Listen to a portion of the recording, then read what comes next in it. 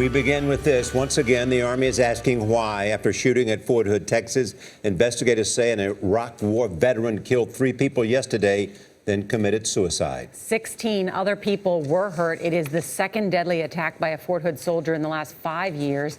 Anna Werner is at the fort with new information on the attacker. Anna, good morning.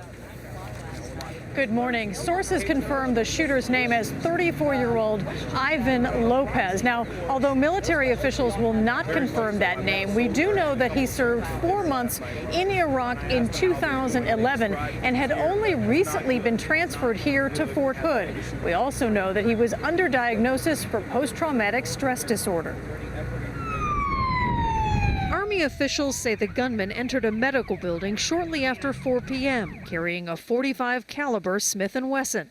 He opened fire. We have an active shooter currently on Fort Hood. As police made their way to the scene, Lopez left the first building, got into a vehicle, and continued firing. He then walked into a second building and fired again. Military police pursued Lopez into a parking lot. As a female officer approached, Lopez came toward her, first putting his hands up, then reaching into his jacket for his gun. As she pulled out her weapon, he put the weapon to his head, and he died of a self-inflicted gunshot wound. The 16 injured were taken to local hospitals, most with gunshot wounds, others with a range of injuries, including lacerations from jumping through glass windows, sustained trying to escape the gunman. The shooting carried echoes of November 2009, when Major Nidal Hassan opened fire in a medical building here at Fort Hood, killing 13 people and injuring more than 30 others. The response was swift.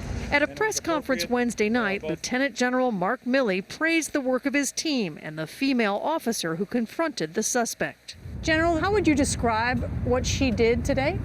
It was clearly heroic, what she did at that moment in time, and she did her job, and she did exactly what we would expect of a United States Army military police.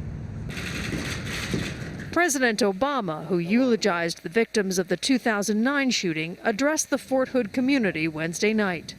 We're heartbroken that something like this might have happened again. Lieutenant General Milley says the community is resilient. And we know the soldiers and the civilians and the families of this fort who have served so bravely in combat over the last 13 years in both Iraq and Afghanistan are strong, and we will get through this. At this point, military officials have not identified the motive for this shooting. They do know that the gun Lopez used was purchased here locally recently and that it was not registered as required here on base.